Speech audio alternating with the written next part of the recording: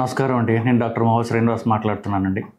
మోహ Srinivas health YouTube ఛానల్కి మీకు స్వాగతం. మనకి న్యూస్ మాధ్యమాల్లో మనకి వచ్చినటువంటి ఇన్ఫర్మేషన్, న్యూస్ మాధ్యమాల్లో, న్యూస్ పేపర్లలో, టీవీల్లో అన్నిట్లో మనకు వచ్చినటువంటి న్యూస్ ఐటమ్స్ ఏంటో చూస్తే the Hindu Telangana animal husbandry department ఒక పేపర్ రిలీజ్, ఒక నోటీసు ఇచ్చారు వాళ్ళు.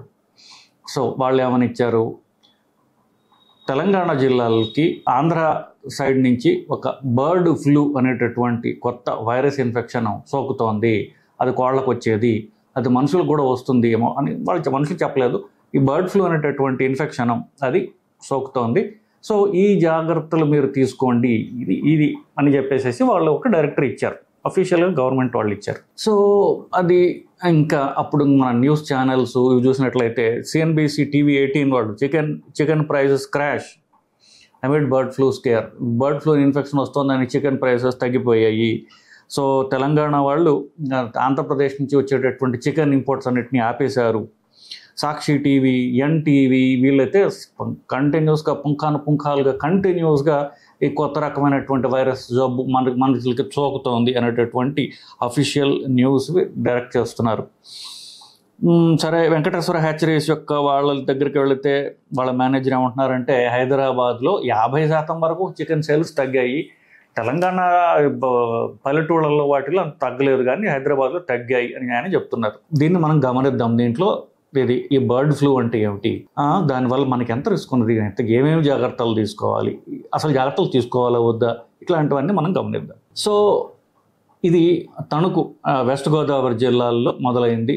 వెస్ట్ గోదావరి జిల్లాలో మొదలు అటు నుంచి ఈస్ట్ గోదావరికి వెళ్ళింది. అక్కడ ఎక్కువగా ఉండేటటువంటి కోళ్ల ఫారంలో కోళ్ళకి సోకినటువంటి వైరస్ ఇది. దాన్ని బర్డ్ ఫ్లూ అంటారు. బర్డ్ అంటే దీంట్లో కోళ్ళు అని మనం అర్థం చేసుకోవాలి. సో దాన్ని ఒక టెక్నికల్ పర్ ఏవియన్ ఫ్లూ అంటారు.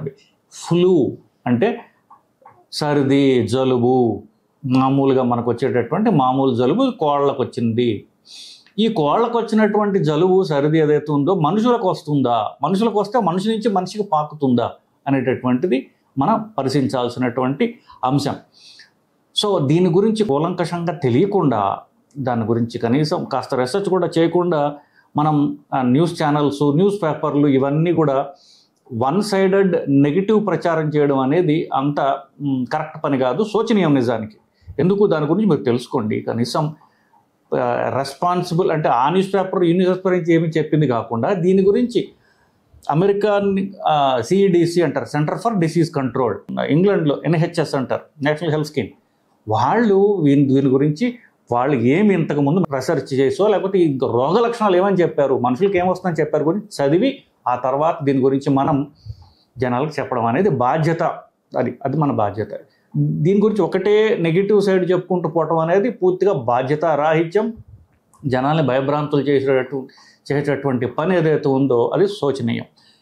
నేను ఆల్రెడీ నేను చెప్పబోతున్నాను, నా ఇంటెంట్ ఏదో చెప్పాను బేసిక్లీ. సో ఎన్హెచ్ఎస్ ఇంగ్లాండ్ వాళ్ళు ఏమంటున్నారు, ఇది కోళ్లలో వచ్చేటటువంటి జలుబు, ఇది కోళ్లలో వచ్చినప్పుడు కోళ్ల ప్రాణాలు తీయచ్చు, కానీ ఇది మనుషులకు సోకేది అరుదుగా వస్తుంది. సో కోళ్లలో ప్రాణాంతకం కానీ మనుషులకు ఒకవేళ జబ్బు వచ్చినా అది చాలా మైల్డ్గా ఉంటుంది. దీనివల్ల కోళ్ళకే వస్తే ఎవరైతే కోళ్ళని హ్యాండిల్ చేస్తారో, కోళ్ల ఫారంల్లో పనిచేస్తారో, కోళ్ళని చంపుతారో, కోళ్ళ మాంసాన్ని విక్రయిస్తారో వీళ్ళకి రిస్క్ ఉంటుంది తప్ప ఆ మాంసాన్ని హ్యాండిల్ చేయని వాళ్ళకి అంత రిస్క్ ఉండదు. సో కోళ్ళని హ్యాండిల్ చేసే వాళ్ళకి మాత్రమే రిస్క్ ఉంటుందని చెప్తున్నారు. ఒకవేళ అది వచ్చే రిస్క్ తక్కువ, వచ్చినా ఆ జబ్బు మైల్డ్గా ఉంటుంది. ఇది ఎన్హెచ్ఎస్ వాళ్ళు, ఇంగ్లాండ్ వాళ్ళు వాళ్ళ వెబ్సైట్లో ఉన్నది. మీరు అందరూ కూడా గూగుల్లో బర్డ్ ఫ్లూ, ఏవియన్ ఫ్లూ అని చూడండి, ఎన్హెచ్ఎస్ ఆఫ్ యూకే దాంట్లో ఉంటుంది. ఇది 1997లో ఫస్ట్ కనుగొన్నారు. 2016 నుంచి ఒక రకమైనటువంటి స్ట్రెయిన్ నడుస్తోంది, దాన్ని H5N8 అంటారు. H5N1 అనేటటువంటి మనుషులకు వచ్చేది, ఇది కోళ్ళకు వచ్చేది, కొంచెం పూర్తిగా different strain of the same virus. So నేను చెప్పినట్టుగా ఇది అరుదుగా వచ్చేది, మనుషులకి ప్రమాదకరమైనది కాదు. ఇప్పుడు జ్వరాలు ఉన్నాయి, జ్వరాలు దేనివల్ల ఉన్నాయో కూడా తెలుసుకోవాలి కదా. 600 మందికి వెస్ట్ గోదావరి జిల్లాలో జ్వరాలు వచ్చేసాయి. వాళ్ళందరికీ బర్డ్ ఫ్లూ సోకింది అని చెప్పేసి న్యూస్ మాధ్యమాల్లో మనకు వస్తుంది. అది వైరాలజీ టెస్టింగ్ చేయకుండా ఇది బర్డ్ ఫ్లూని ఎలా చెప్తారు? ఇప్పుడు మిగతా వైరస్లు చాలా ఉన్నాయి. ఇప్పుడు చలికాలం చివరికి వస్తున్నాం. సో ఇప్పుడు చివరిగా వైరస్లు చాలా వస్తాయి. సో వీటన్నిటినీ మనం బర్డ్ ఫ్లూ అని చెప్పడం, భయభ్రాంతులు అవ్వడం, చేయడం ఇవన్నీ కూడా కరెక్ట్ పని కాదు. ఇకపోతే ఇది ఇంతకుముందు చెప్పాను, ఇది ఎవరికి వస్తుంది? కోళ్ళ ఫారంలలో పనిచేసేవాళ్ళు, లేదా కోళ్ళని చంపేవాళ్ళు, కోళ్ళ మీట్ని హ్యాండిల్ చేసేవాళ్ళు, వీళ్ళకి వస్తుంది. సో వాళ్ళు తగినంత జాగ్రత్తలు వాళ్ళు తీసుకుంటే సరిపోతుంది. మిగతా వాళ్ళు ఎవరైతే మీట్ హ్యాండిల్ చేయరో డైరెక్ట్గా వాళ్ళకి సోకే అవకాశం లేదు. మీట్ హ్యాండిల్ చేస్తేనే వస్తుంది తప్ప మామూలు ఫ్లూ, మనుషుల్లో వచ్చిన ఫ్లూ గాలిలో వస్తుంది. వాళ్ళు తుమ్మితే దగ్గితే మళ్ళీ నుంచి మనకు వస్తుంది. ఇది అలాగ రాదు. సో కోళ్ళ నుంచి కోళ్ళకలా వెళ్తుంది తప్ప కోళ్ళ నుంచి మనుషులకి గాలి ద్వారా సోకేది కాదు. సో అది ఫస్ట్ తెలుసుకోవాల్సినటువంటి విషయం. నెక్స్ట్ క్వశ్చను, ఇప్పుడు కోళ్ళని హ్యాండిల్ చేసేవాళ్ళు దగ్గర మనం కొంటాం కదండి, ఆ చికెన్ తిన్న వాళ్ళకి మరి రిస్క్ ఉంటుందా అనేటటువంటిది నెక్స్ట్ క్వశ్చన్. మీకు వండనటువంటి మాంసం, కోడి మాంసం ఏదైతే ఉందో దానిలో వైరస్ ఉండే అవకాశం ఉంది. కోడి అది వేసినటువంటి మలము, పెంట ఏదైతే ఉందో అది ఇన్ఫెక్షస్ కావచ్చు. సో ఈ కోడి మాంసాన్ని ఉడకపెడితే అది ఇన్ఫెక్షస్ కాదు. సో మీరు ఇంట్లో వండిన తర్వాత లేదా హోటల్లో వండిన తర్వాత తిన్న చికెన్ మాంసంలో ఈ వైరస్ అనేది ఉండదు. అది మీరు ఎప్పుడైతే ఉడకబెడతారో లేదా వేయిస్తారో దానిలో ఉన్న వైరస్ చచ్చిపోతుంది. కోడి మాంసం తినడం వల్ల ఈ జబ్బు రాదు.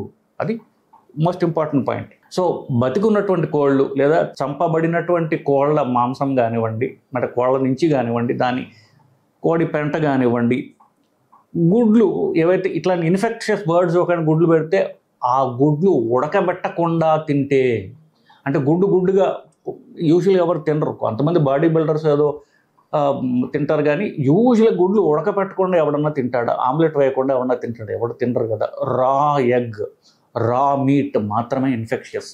అఫ్ కోర్స్ లైవ్ బర్డ్స్ వాళ్ళు పనిచేస్తున్నప్పుడు వాళ్ళకి సోకే అవకాశం, ఇవి మాత్రమే వైరస్ని క్యారీ చేస్తాయి, మిగతా వాళ్ళకి కాదు. సో ఒకవేళ మనం దీన్ని రాకుండా ప్రివెంట్ చేయాలంటే ఏం చేయాలనేది ఇప్పుడే మీకు చెప్పాను. నేను బేసిక్లీ ఉడకబెట్టింది కోడి మీట్ ఏదైతే ఉంటుందో దాన్ని వండే వాళ్ళు కొంచెం ఎక్స్పోజ్ అవుతారు. సో వాళ్ళు ఏం చేయాలి?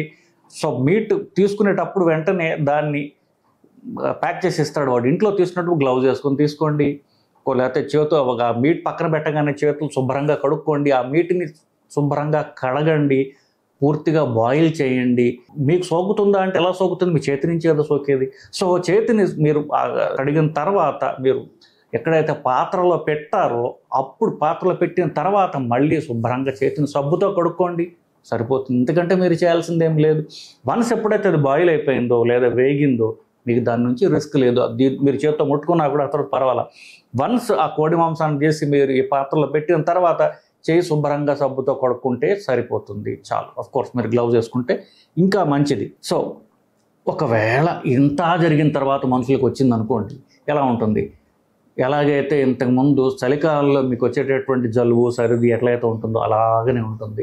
గొంతు నొప్పి, తలనొప్పి, ఒళ్ళు నొప్పులు, జ్వరము, పొడి దగ్గు, కొన్ని ఒక్క రోజు తర్వాత ఈ గొంతులో ఉన్నటువంటి ఈ కఫము, శ్లేష్మము, తెమడ, గల్ల ఇవంతా మనం మింగుతామో అది పొట్టలోకి వెళ్ళి విరోచనాలు కాజ్ చేయొచ్చు. సో ఒక్కరోజు ఒళ్ళనొప్పులు, జ్వరం, తలనొప్పి ఇవన్నీ ఉండొచ్చు. రెండో రోజు ప్రాబబ్లీ కాస్త విరోచనాలు ఉండొచ్చు. 3 నుండి 4 రోజుల్లో పూర్తిగా తగ్గిపోతుంది. మీకు కొంచెం పొరలాంగుడుగా ఉంటే, జలుబు ఉంటే, సర్ది ఉంటే ఆ మందులు, జ్వరం ఉంటే ఒక డోలో ఇలాంటివి వేసుకుంటే అది తగ్గిపోతుంది. ఇది ప్రాణాంతకమా కాదా? ఇప్పుడు ఇలా వచ్చింది అనుకోండి, ఇది ప్రాణాంతకమా కాదా? ఇప్పుడు దాకా దీనివల్ల పెద్ద ప్రాణాపాయం మనకి ఈ 20-25 ఏళ్ల ఎక్స్పీరియన్స్తో ఈ వైరస్తో ప్రాణాపాయం అనేటటువంటి పెద్ద మనకు కనపడాలి.